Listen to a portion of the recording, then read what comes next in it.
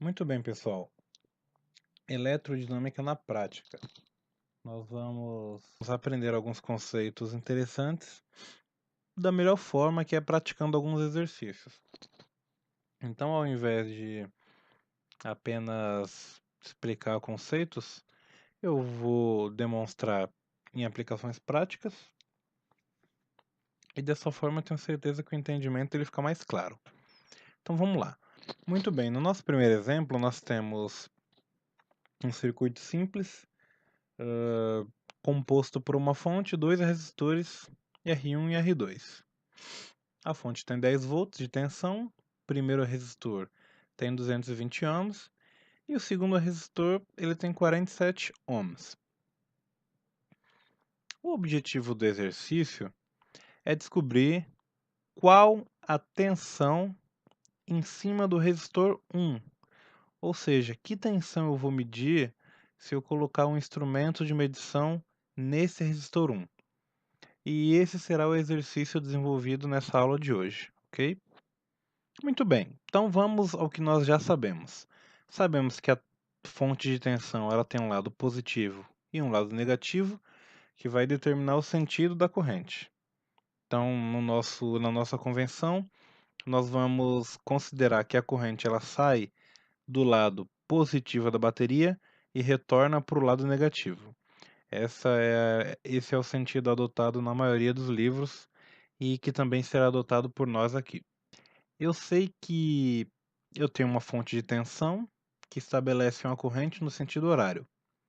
E eu sei também que a corrente em R1 e a corrente em R2 é a mesma, porque eles estão em série, eles formam um único caminho possível por onde a corrente pode passar. Veja que obrigatoriamente ela tem que sair da bateria, passar por R1, passar por R2 e voltar para o polo negativo da bateria. Eu sei também que a tensão em cada resistor ela é resultado da multiplicação da corrente que passa por ele pela sua resistência. Então, eu já sei que se eu encontrar essa corrente que passa no circuito, eu posso encontrar minha tensão, porque eu vou saber a corrente que passa no resistor 1 e eu já sei o valor de sua resistência. Assim, eu posso encontrar a tensão. Veja aqui que eu anotei aqui na cor azul a tensão V1. Ela tem esse lado positivo e esse lado negativo, porque consideramos que o polo ou o lado negativo do resistor é o lado por onde a corrente entra e o lado negativo é por onde ela sai. Então veja que ela entra ali naquele ponto em R1, então para R1 aquela parte pode ser considerada como a polaridade positiva do resistor R1. Aí a corrente ela vai sair de R1, portanto, o local por onde ela sai é considerado negativo e ela vai entrar em R2. Então, para R2, o lado positivo é aquele ponto ali onde ela sai de R1 e entra em R2. E aí depois ela sai de R2 e volta para o polo negativo da bateria. Então vamos lá. Eu vou colocar aqui na lousa que tensão é igual a corrente multiplicado por resistência. Portanto, a tensão no resistor 1 é igual à resistência 1 pela corrente que é igual para os dois resistores, visto que eles estão em série. Se eu já tenho o valor do resistor 1, eu preciso encontrar apenas o valor da corrente para determinar qual é a tensão que passa ou qual é a tensão em cima do resistor 1. Então vamos lá.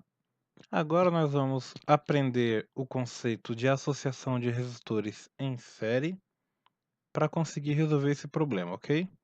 Eu vou desenhar aqui nessa segunda parte só o resistor R1 e o resistor R2 para a gente entender o que a associação dos resistores em série nos diz. Veja,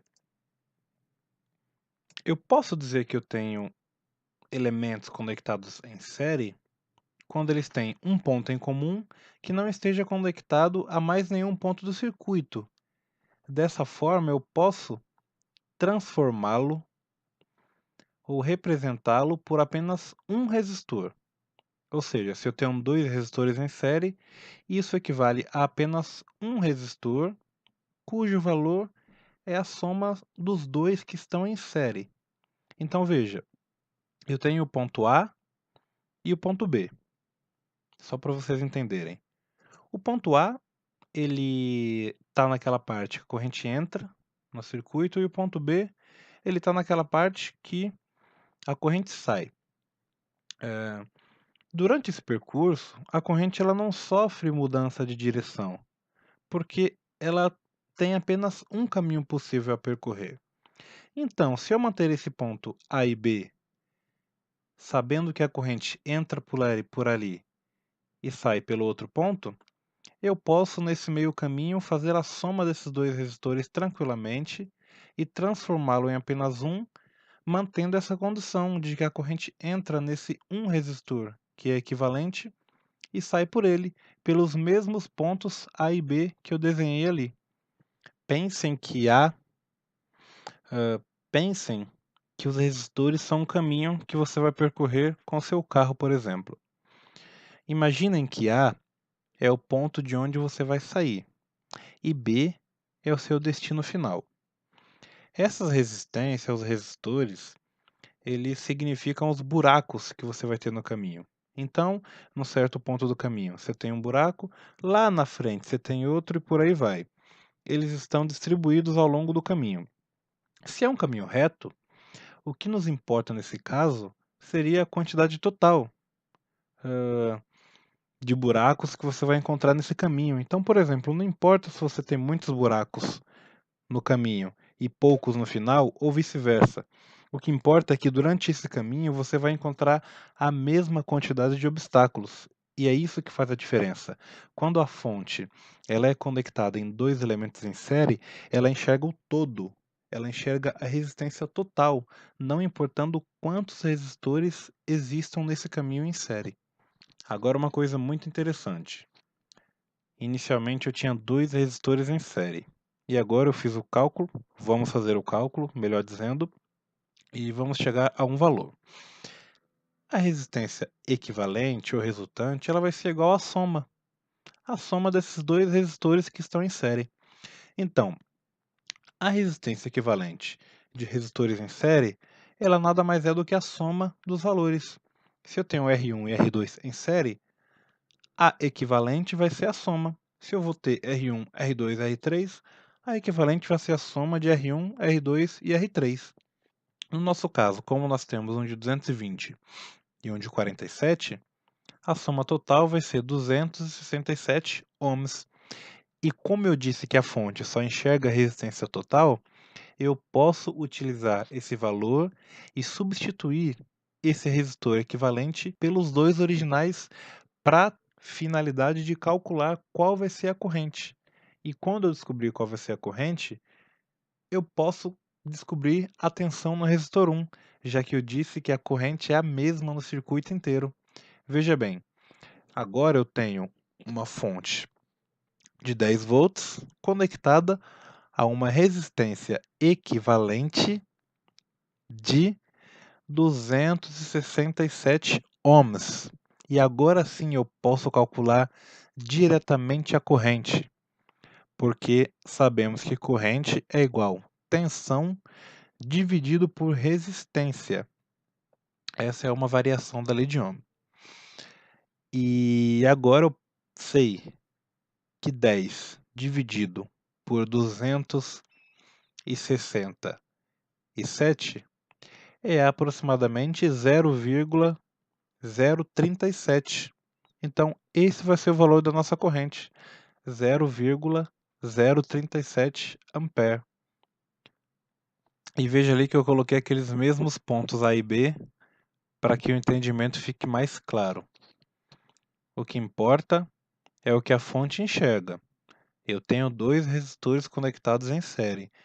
Para a fonte, eu tenho apenas uma resistência de 267 ohms, e isso vai estabelecer uma corrente com o valor que eu acabei de dizer, de 0,037 ampere. Muito bem. Agora vamos para a parte final do exercício. Eu descobri qual é a corrente que circula pelo circuito, que é de 0,037 A. Agora eu posso voltar à minha forma original do circuito para entender qual vai ser a tensão, ou melhor, descobrir qual é a tensão em cima do resistor R1.